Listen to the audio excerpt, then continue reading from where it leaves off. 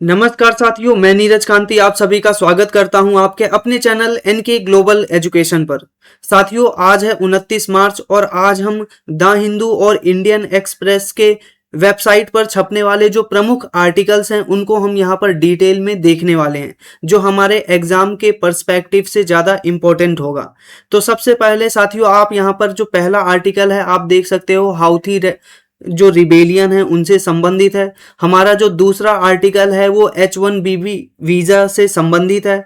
इसी के साथ साथ हमारा अगला आर्टिकल क्यूबा से संबंधित है और इसके बाद हम लास्ट में देखेंगे ग्रेट इंडियन बस्टर्ड को बर्ड के बारे में। तो यहाँ पर जो सबसे पहला आर्टिकल हम देख रहे हैं कि ये जो आर्टिकल है इंडियन एक्सप्रेस में छपा है, जो यमन के हाउथी रिबेलियंस हैं उनसे रिलेटेड है।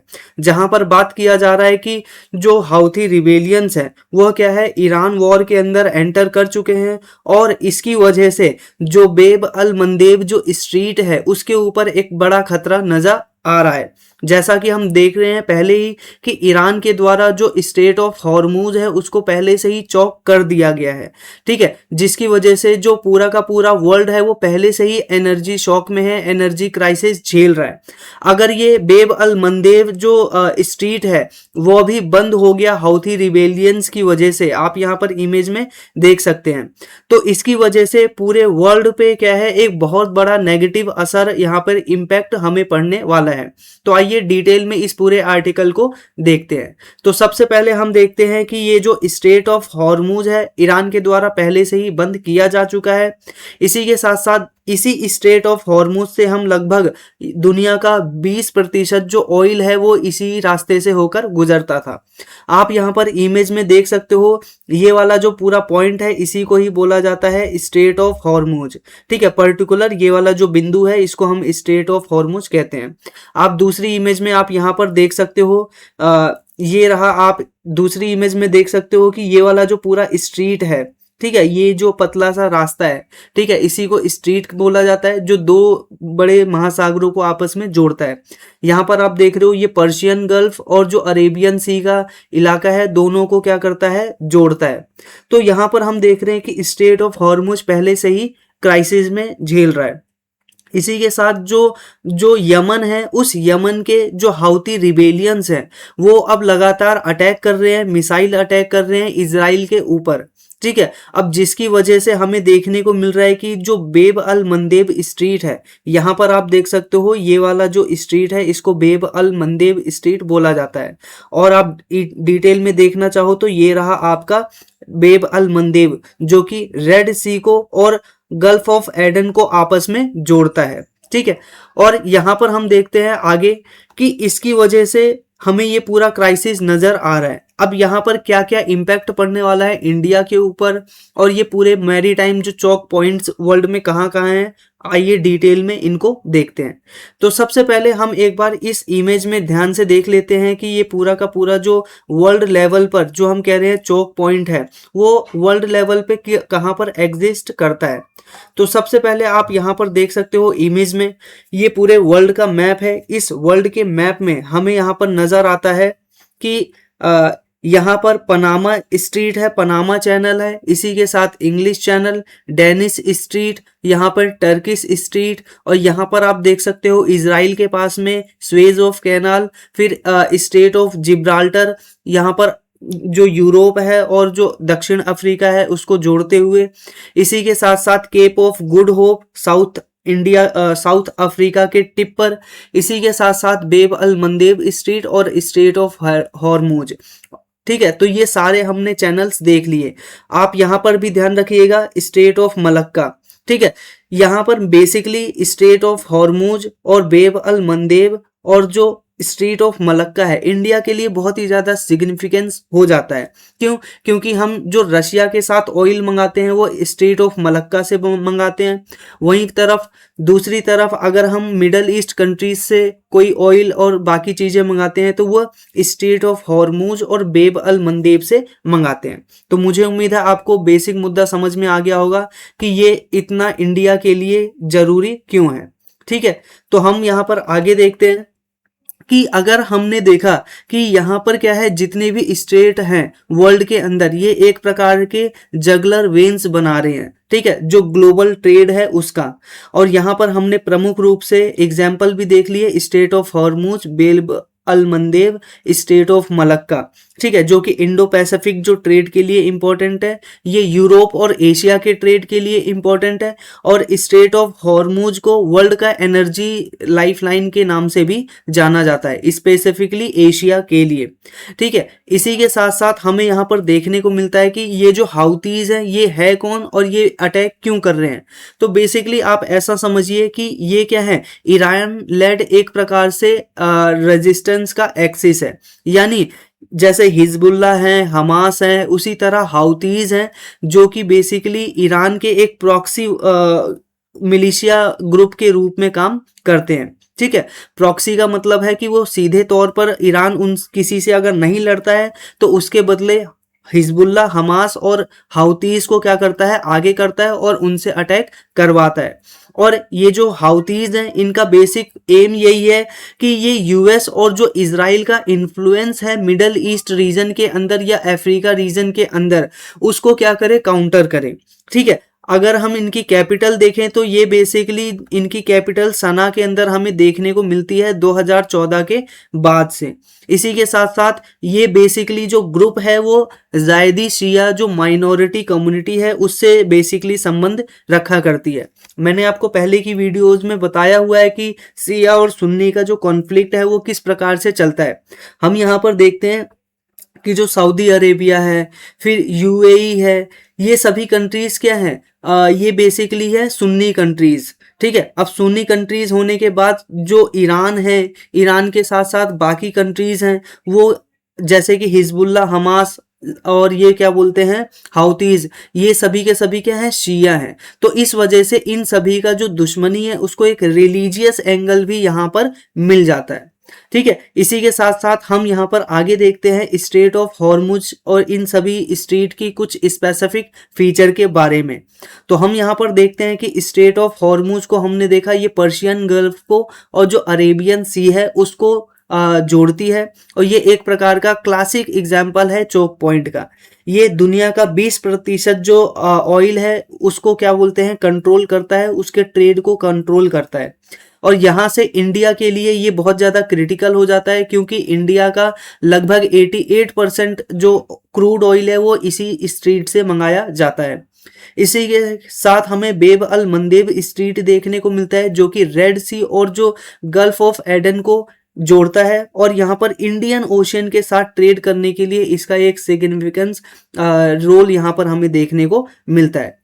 इसी के साथ साथ हमें देखने को मिलता है कि इसको गेटवे ऑफ सुएज कैनाल के नाम से भी जाना जाता है। कैसे, आप यहाँ पर देखिए, ये क्या है, सुएज कैनाल है यहाँ पर अफ्रीका के इस पॉइंट पर, और बेब अल मंदेब मैंने अभी आपको दिखाया कि कुछ इस पॉइंट पर है। तो बेब अल मंदेब यानी सुएज कैनाल पर जाने के लिए आपको पहले क्या है, बेब अल मंदेब पार करना पड़ेगा, और इसी वजह से यहाँ पर बोला जा रहा है इंडिया के संदर्भ में कि ये क्या है, सुएज कैनाल पर जाने के लिए एक पास है, इसी वजह से इसको गेटवे बोला जाता है सुएज कैनाल का। और यहीं से लगभग 10 से लेकर 15% जो ग्लोबल लेवल पे ऑयल सप्लाई है वो यहीं पर होता है, ठीक है। इसी के साथ साथ हमें यहाँ पर देखने को मिलता है सुएज कैनाल। सुएज कैनाल हमने लोकेशन देख ली, ये 12 से लेकर 15% जो ग्लोबल ट्रेड है वो कैरी करता है। हमने देखा कि मेडिटेरेनियन सी और जो रेड सी है इन दोनों को ये आपस में जोड़ता है। कौन जोड़ता है, ये क्या बोलते हैं, सुएज कैनाल। आप यहाँ पर देख सकते हो, ये है मेडिटेरेनियन सी और दूसरा क्या है, रेड सी। इनको जोड़ने वाला कौन सा कैनाल है, सुएज कैनाल है। इसी के साथ साथ यहाँ पर हम आगे देखते हैं कि ये जो हाउतीज है, अगर ये हाउतीज हम यहाँ पर देख रहे हैं कि अगर यहाँ पर ये अटैक करते हैं बेब अल मंदेब के ऊपर, ठीक है, ये हाउतीज कहाँ है, यमन के अंदर बैठे हुए हैं, और ये बेब अल मंदेब के ऊपर अटैक करते हैं, तो नॉर्मल सी बात है एक प्रकार से हम देखते हैं कि जो हमारी कमर्शियल शिप्स हैं उनके ऊपर अटैक किया जा रहा है मिसाइल के माध्यम से, ड्रोन के माध्यम से, और इसी के साथ इसी वजह से जो हमारे शिप है उनको अपना जो रूट है वो डाइवर्ट करना पड़ रहा है। अभी जो हमारा शिप है वो इस रास्ते से होकर आ रहा है, लेकिन आप यहाँ पर समझिए, ये अभी ब्लू वाली जो लाइन दिख रही है आपको, ये है अभी करंट का रूट। लेकिन जब यहाँ पर आप देख रहे हो कि यहाँ से अगर हम कोई चीज मंगाते हैं तो 26 दिन का टाइम लगता है, और यहाँ पर क्या है 8,500 नॉटिकल माइल की दूरी हमें देखने को मिलती है। ठीक है, ये यहाँ पर सिंगापुर के संदर्भ में बताया जा रहा है, इंडिया के संदर्भ में और कम पड़ेगा। इसी के साथ अगर हम ये वाला जो रूट है बेब अल मंदेब का वो बंद हो जाता है तो हमें क्या है शिप्स को कहाँ से, यहाँ पर ये जो ऑरेंज वाला इलाका देख रहे हो यहाँ से घुमा कर लाना पड़ेगा इस तरह से, जिसकी वजह से आप देखोगे 10 दिन का फासला यहाँ पर बढ़ गया, यानी 36 दिन का ट्रिप लगेगा, और इसी के साथ 11,800 नॉटिकल माइल की दूरी हमें तय करके आना पड़ेगा। तो इसकी वजह से फ्यूल भी लगेगा ज़्यादा। ठीक है, केप ऑफ गुड होप से अगर हम यहाँ पर आएंगे, यानी ये वाला जो साउथ अफ्रीका का सार्दर्न टिप होता है उसी को बोला जाता है केप ऑफ गुड होप। इसी के साथ साथ यहाँ पर इस प्रकार से जो हमारा कोस्ट है वो भी बढ़ जाएगा, और दूसरा क्या है जो 14 से लेकर 20 दिन का एक प्रकार से डिले भी हमें देखने को मिलेगा। इसी के साथ साथ यहाँ पर हम देखते हैं कि ग्लोबल लेवल पे ट्रेड का ऊपर क्या सिग्निफिकेंस पड़ने वाला है। तो मैंने आपको बताया 80% 88% यहीं से सारा सामान होकर आता है। ये इसके अंदर बेब अल मंदेब, स्वेज कैनाल और ये सारे के सारे क्या हैं बहुत ज़्यादा इम्पोर्टेंट है। यहीं से oil, container trade, supply chain, ये सारी की सारी यहीं से मैनेज होती है। अगर इंडिया के ऊपर इम्पैक्ट की बात करें, ठीक है, स्पेसिफिकली इंडिया की, तो नॉर्मल सी बात है इंडिया का जो ट्रेड डिपेंडेंस है वो बहुत ज़्यादा है। ठीक है, 80% हम रेड सी से ही सारा सामान मंगाते हैं। इकोनॉमिक रूप में हमें इम्पैक्ट पड़ सकता है। अब लॉन्ग रूट होगा, इसकी वजह से लॉन्ग को ज़्यादा कॉस्ट लगेगा। इसी के साथ साथ सेक्टोरल इम्पैक्ट हो सकता है इंडिया का एग्रीकल्चर के ऊपर और टेक्सटाइल के ऊपर क्या है घाटा पड़ सकता है। इसी के साथ साथ हम यहाँ पर इंडिया के ऊपर पहले से ही बहुत सारे इम्पैक्ट देख रहे हैं, जैसे कि इंडिया का जो कॉफ़ी एक प्रकार से ट्रेड है वो बंद हो गया। इंडिया का जो एग्रीकल्चर प्रोडक्ट्स हम मिडल ईस्ट रीजन के अंदर भेजते थे वो बंद हो गया। इंडिया के और भी छोटे मोटी चीज़ें हुआ करती थी, कोकोनट हो गया, ठीक है, वो अब वहाँ पर नहीं जा पाएगा। तो ऐसे जो छोटे छोटे सेक्टर्स हैं वो क्या है बाधित हो रहे हैं, इंडिया उसको एक्सपोर्ट नहीं कर पा रहा है। अब एक्सपोर्ट के अलावा इंपोर्ट में भी हमारे पास दिक्कत है। क्यों? क्योंकि हम क्या है जो ये पूरा रीजन है, इसी रीजन से हम क्या मंगाते थे, अपने प्लास्टिक के टुकड़े मंगाते थे। ठीक है, तो वो अब नहीं आ पाएगा। इसी के साथ साथ हम इसी इलाके से हम फार्मास्यूटिकल जो केमिकल्स होते हैं वो मंगाया करते थे, अब वो यहाँ से नहीं ला पाएंगे। इसी के साथ साथ हम इस स्थान से ही जो भी मेडिकल इक्विपमेंट है, ठीक है, वो मंगाया करते थे। इसी के साथ साथ हम यहाँ से क्या थे, बहुत सारे लोग क्या थे बाय फ्लाइट। अब नॉर्मल सी बात है ये सारी प्रॉब्लम हो रही है और ऊपर से फ्लाइट भी नहीं गुजर रही है। तो जो मेडिकल टूरिस्ट हुआ करते थे पहले इंडिया के अंदर आते थे, अब वह इंडिया के अंदर नहीं आ रहे हैं, जिसकी वजह से बड़े पैमाने पर इंडिया की इकोनॉमी को यहाँ पर एक प्रकार से इम्पैक्ट होता हुआ नजर आ रहा है। ठीक है, और यहाँ पर मैं बता रहा था आपको कि जो एग्रीकल्चरल प्रोडक्ट हम भेजते थे उसके अंदर कमी आई, जो हम टेक्सटाइल भेजते थे उसके अंदर हमारा जो एक्सपोर्ट है वो भी घट गया। और सबसे बड़ी बात यहाँ पर हमें नजर आ रही है, इंडिया का जो एनर्जी सिक्योरिटी है उसके ऊपर इम्पैक्ट पड़ रहा है। क्यों? क्योंकि हम यहीं से लगभग 88 और 80% जो अपना फ्यूल है, एलपीजी गैस है, इसके अलावा क्रूड ऑयल है, सब यहीं से हम मंगाया करते थे। ठीक है, इसी के साथ साथ यहाँ पर हम देखते हैं फ्यूचर रिस्क है। ठीक है, इन सभी इलाकों पर अटैक हो सकता है। इसी के साथ साथ ये कंक्लूजन के रूप में आप इन चीज़ों को देख सकते हो। तो मुझे उम्मीद है आपको ये वाला जो आर्टिकल है वो डिटेल में समझ में आ गया होगा। अब हम बढ़ते हैं अपने नेक्स्ट आर्टिकल की तरफ, जो कि क्या है H1B वीज़ा से संबंधित। बेसिकली क्या है, आप यहाँ पर पहले ये समझिए H1B वीज़ा होता क्या है। देखो अमेरिका में क्या होता है, अगर आपको जाना है तो अमेरिका में जाने के लिए आपको क्या लेना पड़ेगा, पहले वीज़ा। ठीक है, आपके पास पासपोर्ट होगा, उस पासपोर्ट के बिहाफ पर क्या करेंगे, वीज़ा के लिए अप्लाई करेंगे, फिर आपको जो वहाँ की गवर्नमेंट है वो आपके इस वीज़ा को अप्रूव करेगी, तब जाकर आप अमेरिका जा सकते हो। ये प्रोसेस होता है। अगर हम देखें कौन कौन से टाइप के वीज़ा अमेरिका प्रोवाइड कराता है, तो पहला हमें देखते हैं फैमिली बेस्ड वीज़ा। ठीक है, कि अगर किसी की फैमिली अमेरिका के अंदर रह रही है तो उसको वीज़ा मिल जाता है। दूसरा है एम्प्लॉयमेंट बेस्ड वीज़ा। तीसरा है H1B वीज़ा। इसी के साथ साथ ये बेसिकली क्या है, एम्प्लॉयज़ को दिया जाता है, ये इसी की कैटेगरी में है।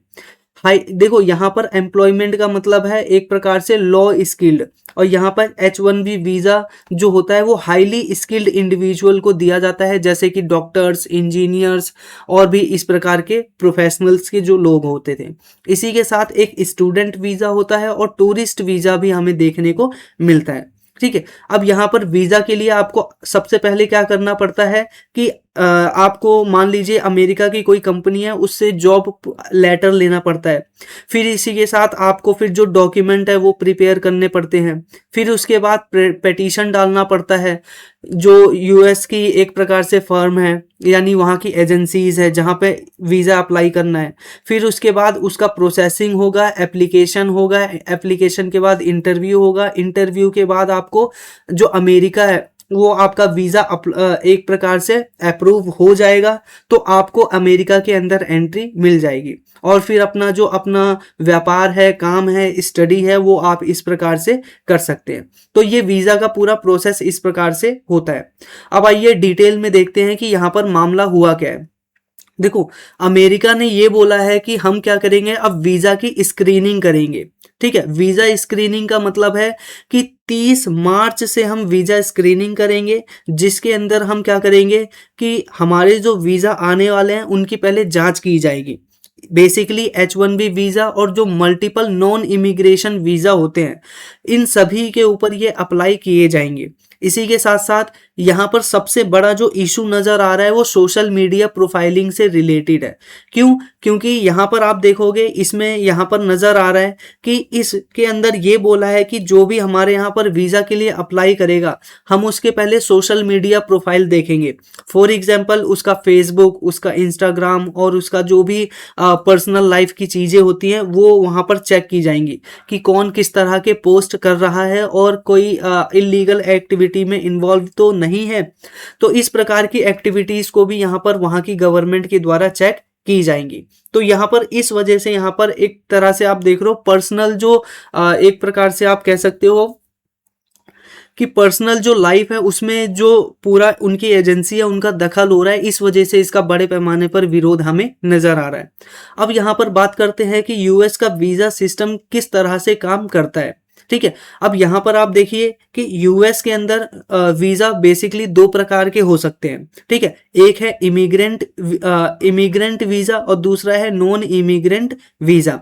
अब इमिग्रेंट वीज़ा ऐसा वीज़ा होता है जिसके अंदर अगर वो वीज़ा आपको मिल गया तो आप परमानेंटली क्या है अमेरिका के अंदर रह सकते हैं। ठीक है, जैसे और ये जो वीज़ा है बेसिकली यहाँ पर इस वीज़ा के बाद आपको ग्रीन कार्ड भी मिल जाएगा। ठीक है, ग्रीन कार्ड मतलब शिवाजी द बोस अगर किसी ने मूवी देखी हो तो उसमें एक वर्ड यूज़ करता है, ये है ग्रीन कार्ड, इसका मतलब अमेरिका का राशन कार्ड। तो आप ऐसे समझ सकते हो कि अमेरिका का जो परमानेंट रेजिडेंसी का एक प्रकार से अवेलेबिलिटी है वो आपको यहाँ पर प्राप्त हो जाएगी। ठीक है, आप अमेरिका के अंदर परमानेंट रह सकते हैं। दूसरी बात यहाँ पर क्या है, नॉन इमिग्रेंट वीज़ा के अंदर क्या है, आप टेम्पररी बेस पर वहाँ पर रह सकते हो। फॉर एग्जांपल अगर आपने एजुकेशन से संबंधित वीज़ा लिया है तो आपका कोर्स जब तक चल रहा है आप वहाँ पर रह सकते हो। अगर आपने एम्प्लॉयमेंट के बिहाफ पर वीज़ा लिया हुआ है तो आपकी जो नौकरी है जब तक है वहाँ पर तब तक आप वहाँ पर अमेरिका में रह सकते हो। ये एकदम सिंपल सा पॉइंट था। इसी के साथ साथ यहाँ पर हम देखते हैं कि ये वीज़ा अलाउ ही क्यों करते हैं। तो सबसे पहले यहाँ का जो माइग्रेशन है गवर्नमेंट की पॉलिसी के अंतर्गत कि भाई इनको इकोनॉमिक नीड है। ठीक है, अमेरिका में जो वर्कर्स है बहुत महंगे आते हैं। इंडिया, बांग्लादेश, पाकिस्तान, चाइना, यहाँ पर क्या है सस्ते हैं। तो यहाँ से क्या किए जाते हैं, वर्कर्स को मंगाए जाते हैं। Workers in the sense professionals को मंगाए जाते हैं। तो अमेरिका की इकोनॉमिक नीड है। दूसरी क्या है, सिक्योरिटी कंसर्न और डिप्लोमेटिक रिलेशन भी हमें यहाँ पर देखने को मिलता है। तो यहाँ पर सबसे पहले यहाँ पर जो रूल है उसको हम देख रहे हैं, न्यू रूल्स के अंदर क्या क्या बदलाव आ रहे हैं। तो ऊपर हमने डिटेल में बात कर लिया वीजा वगैरह क्या है, अब नए रूल के बारे में डिटेल में समझते हैं। तो सबसे पहले नए न्यू रूल के अंदर आप ये समझिए कि सबकी जो प्रोफाइलिंग है वो की जाएगी। ठीक है, मैंने आपको बताया कि सोशल मीडिया जो स्क्रीनिंग है वो आपकी की जाएगी और रिव्यू किया जाएगा आपने क्या पोस्ट किया है, आपके कौन कौन से कॉन्टैक्ट हैं, यानी आपके फ्रेंड लिस्ट में कौन कौन है। कोई ऐसा तो नहीं है जिसके ऊपर कोई क्रिमिनल केसेस चल रहे हो अमेरिका के अंदर। इसी के साथ साथ ऑनलाइन आपकी एक्टिविटीज़ के ऊपर पूरा जोर दिया जाएगा कि आप किसी ऐसे संगठन से तो जुड़े हुए नहीं हो जो कि क्या है, इलीगल एक्टिविटीज़ कर रहा है। इसी के साथ साथ यहाँ पर आप देख रहे हो वाइडर वीज़ा कवरेज, इसके अंदर जो वीज़ा कवरेज है वो भी बढ़ा दिया है। देखो बेसिकली इसको H1B वीज़ा जो होता है उसके ऊपर भी लागू किया जा रहा है, और जितने भी वीज़ा प्रकार होते हैं जैसे कि यहाँ पर वर्कर्स के लिए वीज़ा होता है H1B, H3 और H4। यहाँ पर आप इस कैटेगरी को इतना ज़्यादा ध्यान आपको नहीं देना है, बस आप सिंपल सा ध्यान रखिए कि ये वाली जो ऊपर की दो कैटेगरी है ना, इसको बस आप ध्यान रखिएगा।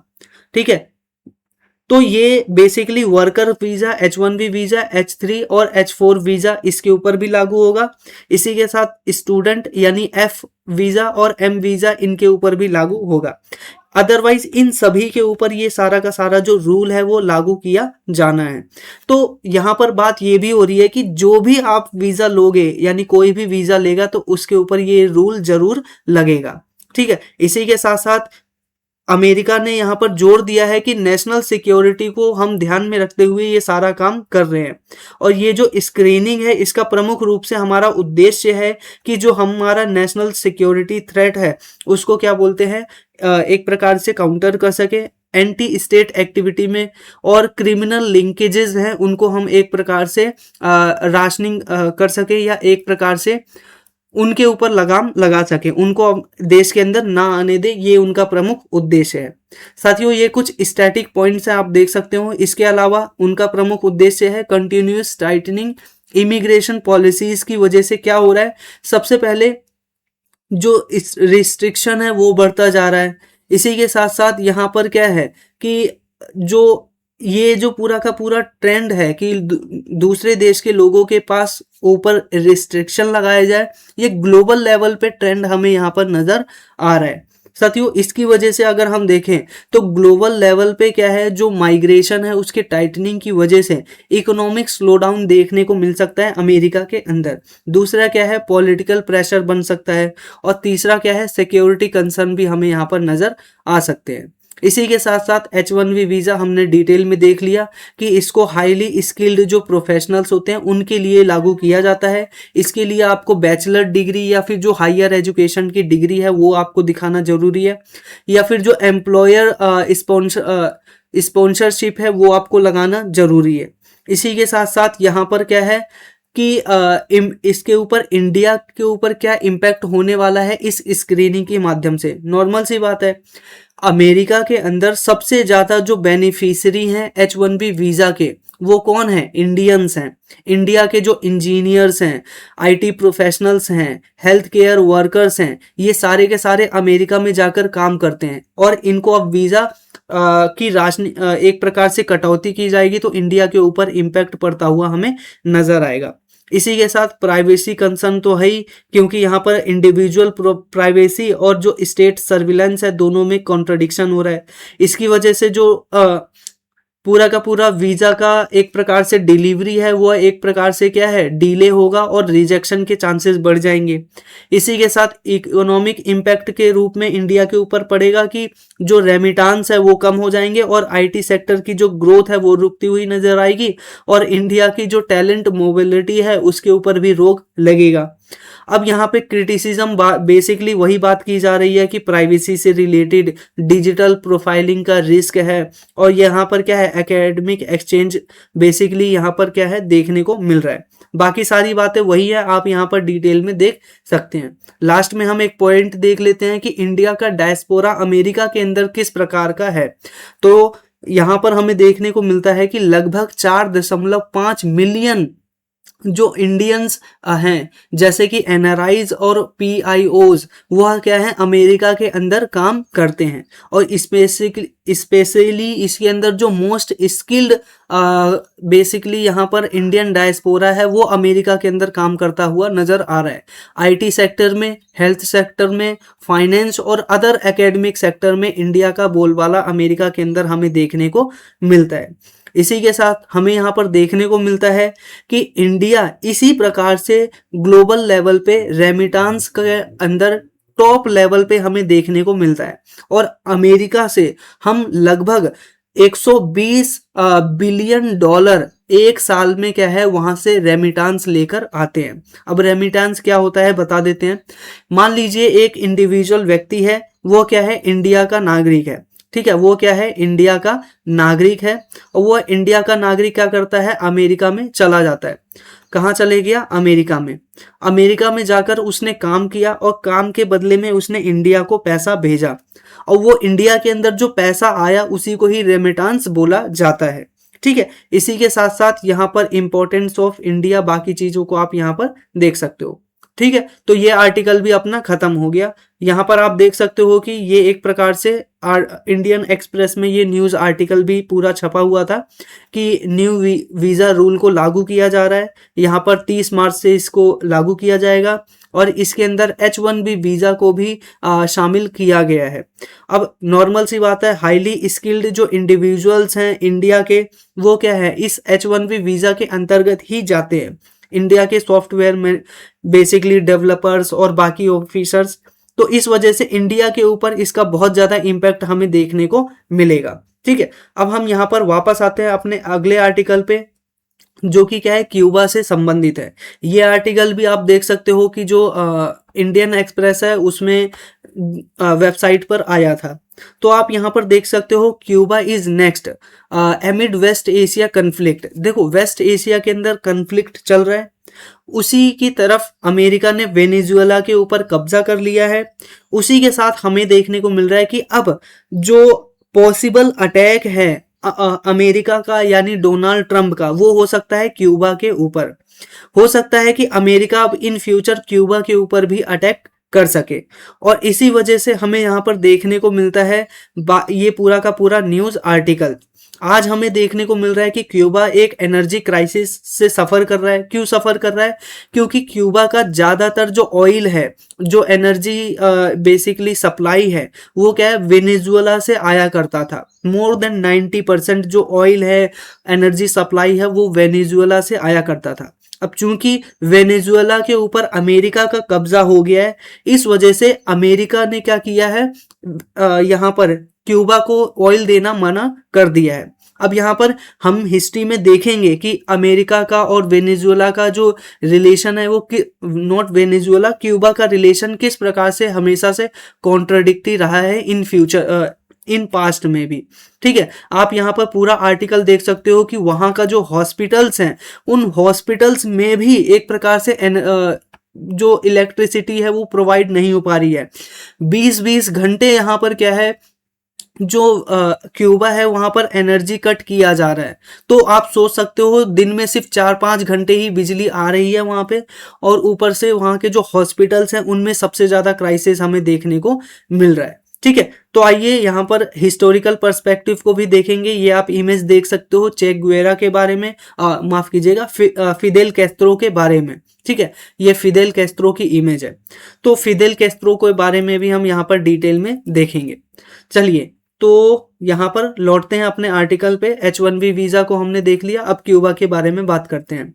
तो क्यूबा है बेसिकली कहाँ पर है, पहले ये देखते हैं। आप यहाँ पर वर्ल्ड का मैप देख रहे हैं।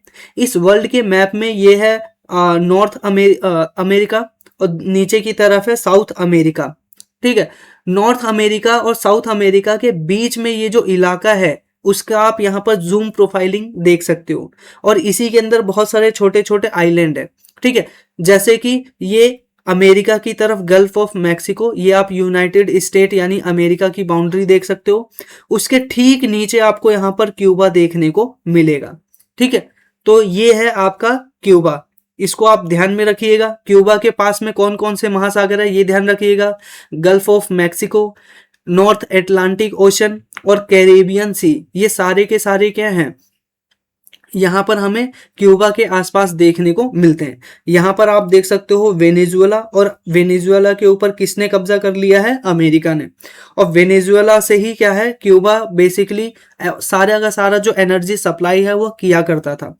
अब चूंकि इसके ऊपर अमेरिका का कब्जा हो गया है, इस वजह से अमेरिका ने क्यूबा को बेसिकली तेल, इसके अलावा क्रूड ऑयल और एलपीजी गैस और बाकी चीजें देने से मना कर दिया है। ठीक है, आइए डिटेल में देखते हैं। तो सबसे पहले यहाँ पर हमें देखने को मिलता है कि यहाँ पर यूएस के द्वारा, अर्थात यहाँ पर वेनेजुएला के द्वारा जो क्यूबा को ऑयल सप्लाई किया जाता था वो बंद कर दिया है, जिसकी वजह से आज क्यूबा के अंदर सीवर एक प्रकार से एनर्जी क्राइसिस का सामना करना पड़ रहा है, जिसकी वजह से ह्यूमैनिटेरियन डिस्ट्रेस वहां पर हमें नजर आ रहा है। इसी कॉन्टेक्स्ट में हम आइए पूरा देखते हैं। Cuba is a Caribbean, Cuba is lies in the Caribbean sea, हमने देखा कि कैरेबियन सी के अंदर ये पड़ता है। इसी के साथ गल्फ ऑफ मैक्सिको अमेरिका से सटा हुआ ही क्या है, हमें देखने को मिलता है। इसी के साथ साथ हमें यहाँ पर क्राइसिस का समय इस वजह से देखने को मिलता है क्योंकि नेशन वाइड हम यहाँ पर देख रहे हैं कि 64% जो एनर्जी है उसके ऊपर इफेक्ट पड़ा है। यहाँ पर पावर कट हमें देखने को मिल रहा है, 20-20 घंटे बिजली नहीं आ रही है। क्यों? क्योंकि जो वेनेजुएला है उसने डीजल, पेट्रोल, एलपीजी इन सभी को सप्लाई करने से मना कर दिया है। इसी के साथ साथ हम यहाँ पर देखते हैं कि जो क्यूबा है वो भी अपने आप को डेवलप कर सकता था, लेकिन हमें देखने को मिला कि क्यूबा के पास जितनी भी टेक्नोलॉजी है और सिस्टम है, यानी जो उनका एनर्जी ग्रिड सिस्टम है वो पूरा का पूरा क्या है, आउटडेटेड है, और वहाँ पर जो मेंटेनेंस है वो भी सही से नहीं की गई थी, जिसकी वजह से प्रॉब्लम है और भी ज़्यादा बढ़कर आ रही है।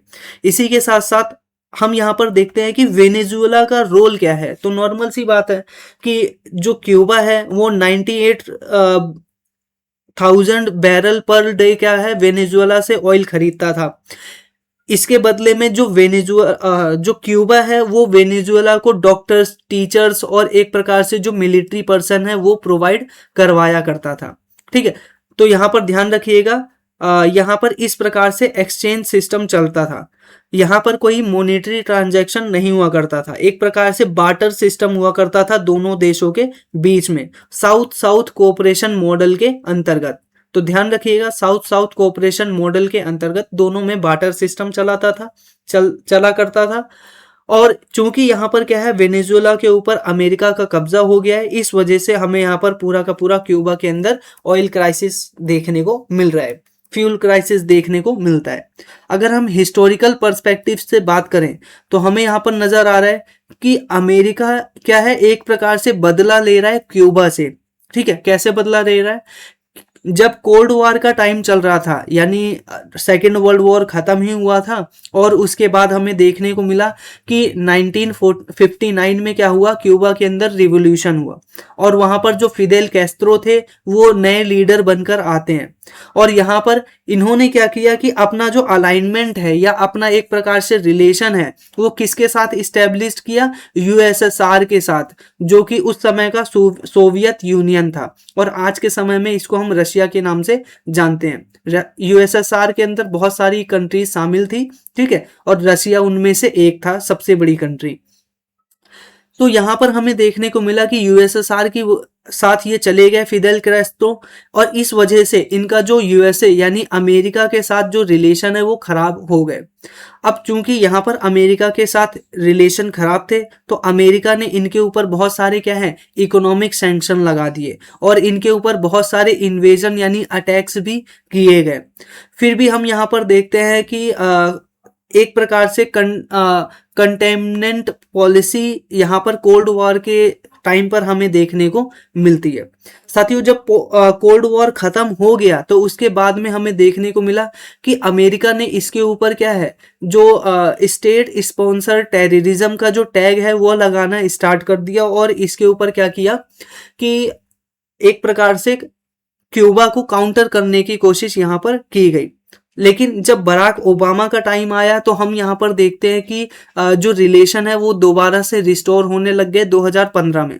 लेकिन जैसे ही बराक ओबामा जाते हैं, डोनाल्ड ट्रंप आते हैं और उसके बाद यहाँ पर दोबारा से इनके ऊपर जो सैंक्शन है वो इम्पोज कर दिया जाता है, टूरिज्म को रिस्ट्रिक्ट कर दिया जाता है और इकोनॉमिक प्रेशर इनके ऊपर पड़ने लग जाता है। बहुत सारे इकोनॉमिक सैंक्शन इनके ऊपर लगा दिए गए। ठीक है, तो इसकी वजह से हमें देखने को मिला 2 से लेकर 3% का जो इनका जीडीपी था वो भी डिक्लाइन होने लग गया। इनके देश के अंदर जो इन्फ्लेशन है वह क्या है 24% तक और उसके आसपास होने लग गया। इसी के साथ साथ जो हॉस्पिटल्स है, स्कूल्स है, फूड शॉर्टेज, ये सारी प्रॉब्लम्स क्या है क्यूबा के अंदर हमें देखने को मिलने लग गई। ठीक है, एक प्रकार से देखो क्यूबा ने गलती क्या की अपने टाइम में कि इसने पूरी तरह से यूएसएसआर के ऊपर एक प्रकार से अपना एक प्रकार से डिपेंडेंस शो कर दी और दुनिया के बाकी देशों के साथ इसने क्या है ज़्यादा रिलेशन बनाए नहीं। और दूसरा कारण ये भी हो सकता है कि अमेरिका ने इतने सारे सैंक्शन लगा रखे थे कि बाकी दुनिया के देशों के साथ ये बेसिकली अपना रिलेशन को इस्टेब्लिश्ड ही नहीं कर पाया। तो एक बेसिकली यहाँ पर हमें ये प्रमुख कारण देखने को मिलता है। इसी के साथ यहाँ पर हमें देखने को मिलता है कि अमेरिका आज के समय में यहाँ पर क्या करना चाहता है कि अपना जो रिजीम चेंज नहीं करना चाहता बल्कि अपना एक प्रकार से प्रॉक्सी गवर्नमेंट यहाँ पर बैठाकर अपना जो हित है वो साधना चाहता है। इसी के साथ साथ यहाँ पर बाकी चीज़ों को आप यहाँ पर देख सकते हो कंक्लूजन और रिलेवेंस इंडिया के संदर्भ में। साथियों ये एक इमेज है क्यूबा मिसाइल क्राइसिस की, जिसमें आप देख सकते हो एक टाइम पर ऐसा हुआ कि इसने रशिया के साथ इतने ज़्यादा अच्छे संबंध बना लिए, सॉरी यूएसएसआर के साथ, ठीक है, जो कि उस समय का सोवियत संघ था। सोवियत संघ के साथ उसने इतने अच्छे रिलेशन बना लिए कि सोवियत संघ ने ना इस क्यूबा के ऊपर क्या किया, अपने मिलिट्री स्टेशन को इस्टेब्लिश कर दिया। यहाँ पर आप देख रहे हो ये वाला जो रेड डॉट है इस स्थान पर, यहाँ पर अपना मिलिट्री स्टेशन इस्टेब्लिश कर लिया। या फिर अपने बैलिस्टिक जो मिसाइल्स है वो यहाँ पर इस्टेब्लिश कर लिए। अब जिसकी वजह से क्या है रशिया यानी यूएसएसआर था उसकी बैलिस्टिक मिसाइल अब क्यूबा पे आ गई है, जिसकी वजह से अब यहाँ पर आप देख रहे हो कि पूरा का पूरा जो अमेरिका है उसके ऊपर एक बार में अटैक करने का जो कैपेबिलिटी है वो हमें देखने को मिला कि यूएसएसआर के पास आ गया। और इस वजह से ये जो इमेज है क्यूबा मिसाइल क्राइसिस के संदर्भ में हमें यहाँ पर देखने को मिलती है। ठीक है, अब हम बात करते हैं अपने लास्ट और यहाँ पर इंपॉर्टेंट आर्टिकल की तरफ। तो यहाँ पर हम देखते हैं क्यूबा को देख लिया, इसके बाद अपना जो अगला आर्टिकल है वो क्या है, एक दूसरा आर्टिकल था, चलिए तो इसी में हम देखते हैं यहाँ पर क्या है, बात की जा रही है ग्रेट इंडियन बस्टर्ड के द्वारा का एक क्या बोलते हैं चिक, यानी उसका एक क्या है बच्चा यानी अंडे से निकला है, जो कि क्या है एक सिग्निफिकेंट चीज है। अब सिग्निफिकेंट चीज दो चीजों की वजह से हो सकती है। ठीक है, पहला क्या है, आप यहाँ पर देख रहे हो news article, great Indian bustard यानी GIB chick has been born in Kutch, यानी गुजरात के कच्छ के अंदर हमें यहाँ पर ग्रेट इंडियन बस्टर्ड का एक क्या है चूजा का जन्म होता हुआ देखने को मिल रहा है। और इम्पोर्टेंट बात यह है कि ये जो इसका जन्म है वह जंप स्टार्ट अप्रोच के माध्यम से हुआ है। तो यहाँ पर ध्यान रखिएगा ये एक स्पेसिफिक टर्म है, इसी टर्म के ऊपर क्वेश्चन पूछा जा सकता है कि जंप स्टार्ट अप्रोच होता क्या है। इसी के साथ साथ यहाँ पर हमें देखने को मिलता है कि ये जो अंडा है या इसका हैचिंग है वो हमें देखने को मिलता है कि लगभग 770 किलोमीटर दूर यहाँ पर ट्रांसफर करके, यानी इंटर स्टेट ट्रांसफर के माध्यम से हुआ। बेसिकली आप यहाँ पर समझिए यहाँ पर क्या है डिस्ट्रीब्यूशन का मतलब, यहाँ पर मेनली हुआ क्या कि राजस्थान के अंदर ग्रेट इंडियन बस्टर्ड की पॉपुलेशन ठीक ठाक है। वहां पर क्या हुआ, एक चूजा था, अंडा था, उस अंडे को कहाँ गुजरात के कच्छ में लेकर आया गया और यहाँ पर क्या हुआ गुजरात के अंदर उसकी हैचिंग की गई और हैचिंग की गई उसके नेचुरल एनवायरनमेंट में, यानी इन सीतु के अंतर्गत यहाँ पर क्या है उसकी हैचिंग की गई, यानी उसके नेचुरल जो एनवायरनमेंट है उसके अंतर्गत उसको डेवलप किया गया। ठीक है। तो इस वजह से हमें ये बेसिकली चीज देखने को मिलती है। इसी के साथ साथ हमें यहाँ पर देखने को मिलता है पूरा प्रोसेस कि 770 किलोमीटर दूर इसको ट्रांसलोकेट किया गया।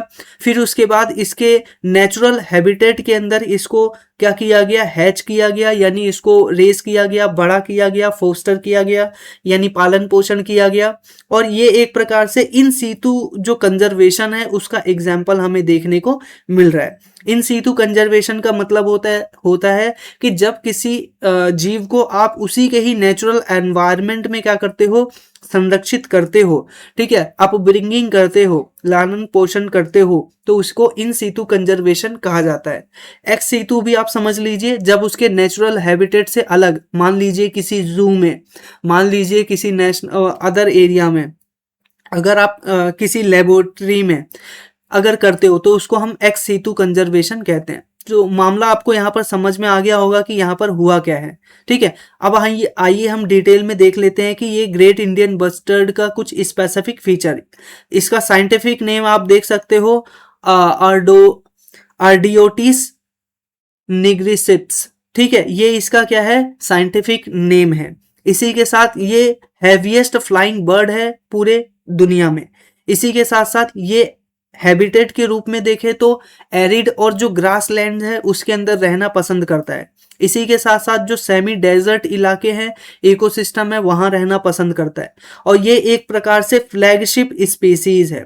और फ्लैगशिप स्पीसीज के बारे में आप सभी जानते ही हो कि ऐसी स्पीसीज जो वहां के एंटायर इकोसिस्टम को बताता है कि कैसा वहां का इकोसिस्टम चल रहा है।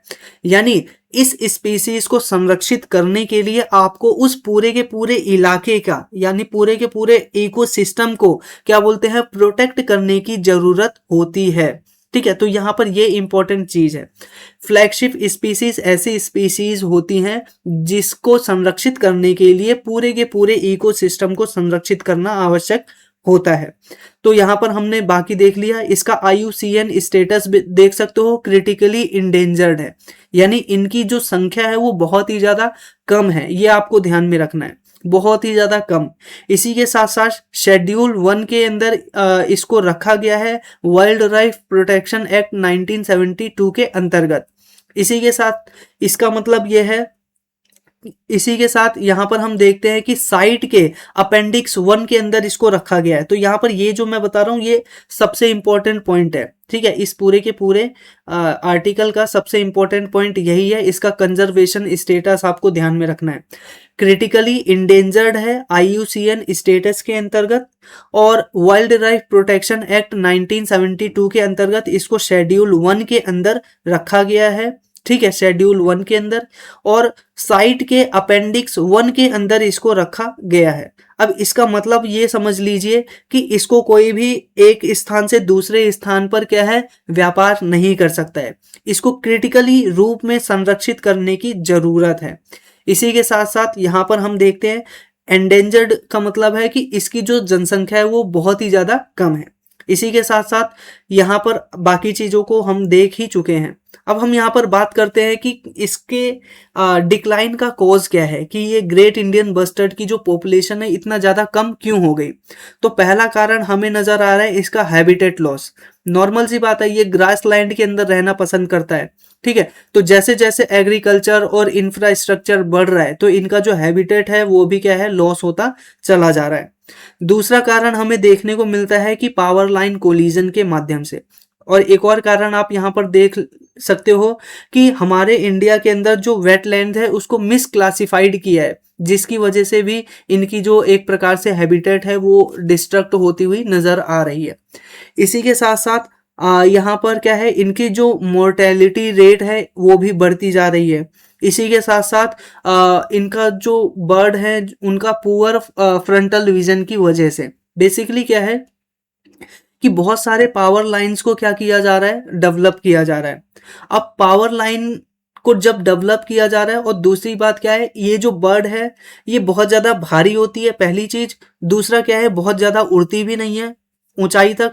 और तीसरी बात क्या है कि इनका जो फ्रंटल विजन है यानी आगे देखने की जो क्षमता है वो बहुत कम होती है। अब चूंकि ऐसे बहुत सारे पाइपलाइन, नॉट पाइपलाइन बट क्या है, इलेक्ट्रिक लाइन को जब आप डेवलप कर रहे हो तो उन तारों में जाकर क्या है ये तार ना देख पाने की वजह से उसमें उलझ जाते हैं और इलेक्ट्रिक शॉक की वजह से इनकी मृत्यु हो जाती है। तो इस प्रकार से पावर लाइन कोलिजन की वजह से भी इनकी पॉपुलेशन बहुत कम हुई है। इसी के साथ साथ हंटिंग भी बहुत बड़े पैमाने पर किया जा रहा है, ठीक है, हिस्टोरिकल बेस पे भी हम देख रहे हैं।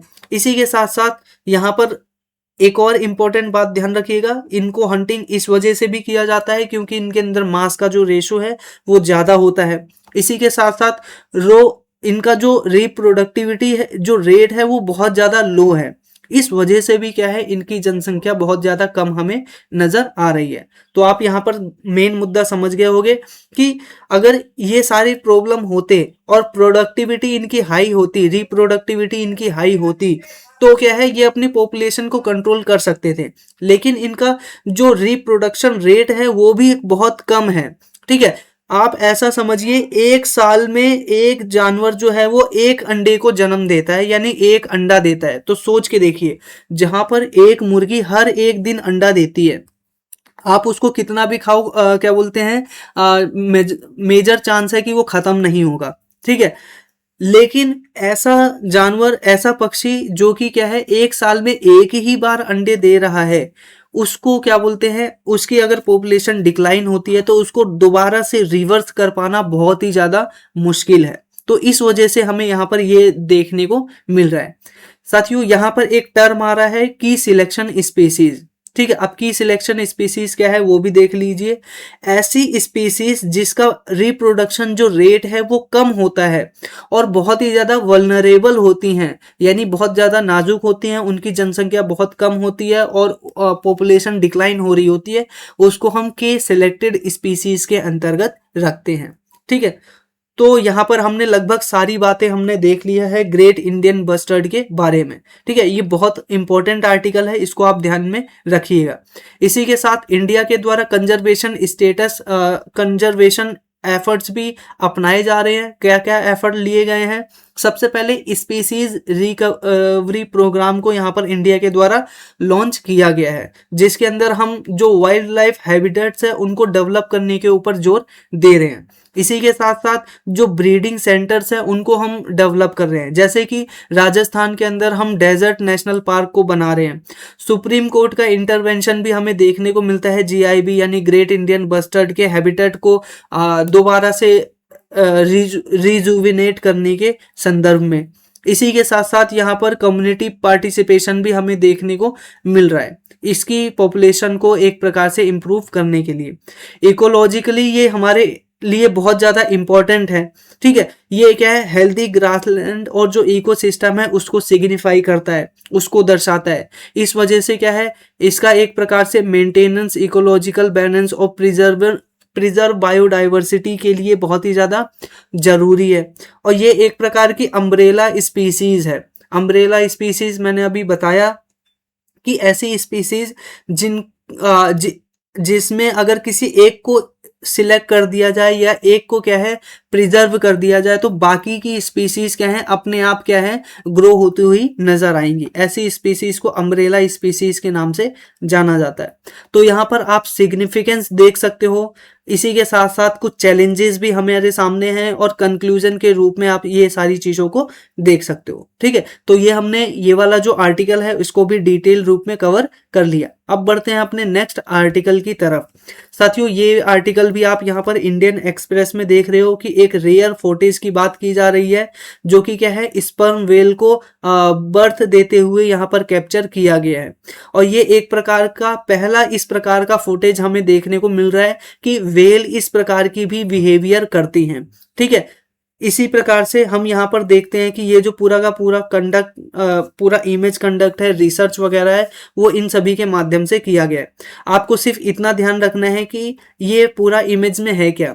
यहाँ पर जो एक वेल है वो क्या है, एक जन्म दे रही है एक बेबी को, और बाकी की जो वेल है वो क्या है, उसकी मदद कर रही हैं। तो इस प्रकार से क्या है, वेल के अंदर एक प्रकार से कम्युनिटी आप देख सकते हो, या एक प्रकार से कोऑपरेशन देख सकते हो कि किस प्रकार से वो क्या बोलते हैं, एक दूसरे की सहायता करते हैं। यहाँ पर इसी चीज को यहाँ पर इस इमेज के अंदर दर्शाया गया है या कैप्चर किया गया है। ठीक है, तो ये पूरा का पूरा आर्टिकल हमें कुछ इस प्रकार से यहाँ पर बताता है। इसी के साथ साथ यहाँ पर हमारा जो अगला आर्टिकल है वो क्या है, India hosted 12th steering committee meeting on global operational network. ठीक है, अब ये वाला जो आर्टिकल है इसको हम एक काम करेंगे, कल की जो वीडियो है उसके अंदर कवर कर लेंगे। ये आप डायरेक्ट से पीआईबी की जो वेबसाइट है उसके ऊपर ये पूरी इंफॉर्मेशन आप यहाँ पर देख सकते हो। ठीक है, तो यहाँ पर आपके लिए इंफॉर्मेशन है। अगर आप ये जो आज पूरी पीडीएफ थी इसको डाउनलोड करना चाहते हैं तो simply NK global education Telegram channel पर जाकर पीडीएफ को डाउनलोड कर सकते हैं। इसी के साथ साथ आपके लिए प्रोग्राम है करंट अफेयर का वन स्टॉप सॉल्यूशन, जिसके अंतर्गत आपको एक ग्रुप मिलेगा 299 फॉर 2 ईयर्स, जिसके अंदर आपको daily current affair, weekly current affair, monthly magazine, इसी के साथ पूरे साल भर का करंट अफेयर जो पीडीएफ है वो आपको यहाँ पर मिलेगा सिर्फ और सिर्फ 299 में। अगर आप इस ग्रुप से ज्वाइन करना चाहते हैं तो ये व्हाट्सएप नंबर दिया गया है, इसके ऊपर आप कांटेक्ट कर सकते हैं, और या फिर आप यहाँ पर जो टेलीग्राम आईडी है इसके थ्रू भी कांटेक्ट कर सकते हैं इसको स्कैन करके। इसी के साथ साथ आप यहाँ पर देख लो मंथली मैगजीन को, तो मंथली मैगजीन और ये पूरे साल भर का जो करंट अफेयर का कंपाइलेशन है वो इस प्रकार से M2M प्रोग्राम के अंतर्गत यानी मार्च टू मार्च 1 ईयर का करंट अफेयर के अंतर्गत आपको ये पूरा देखने को मिलेगा, जो कि क्या है जो प्रीलिम्स 2026 है उसको टारगेट करके बनाया गया है। यूपीएससी सीएससी प्रीलिम्स 2026 उसको टारगेट करके यहाँ पर बनाया गया है। तो मुझे उम्मीद है आपको ये जो वीडियो है वो जरूर पसंद आई है। वीडियो अगर पसंद आई है तो वीडियो को लाइक कीजिएगा, चैनल को सब्सक्राइब कर लीजिए इसी प्रकार की रेगुलर बेस पर वीडियोस देखने के लिए। इसी के साथ साथियों मिलते हैं आपसे नेक्स्ट वीडियो में, तब तक के लिए नमस्कार।